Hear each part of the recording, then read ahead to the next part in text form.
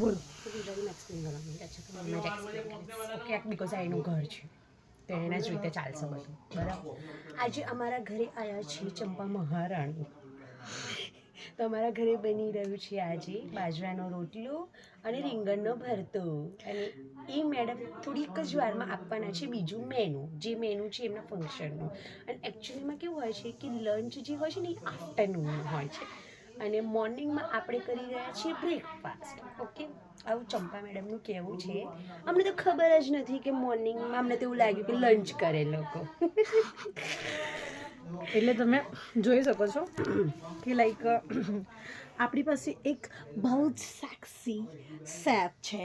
भले ये सारा खाना बनावे कि ना बनावे, ये बस सुंदर लागवी જોઈએ.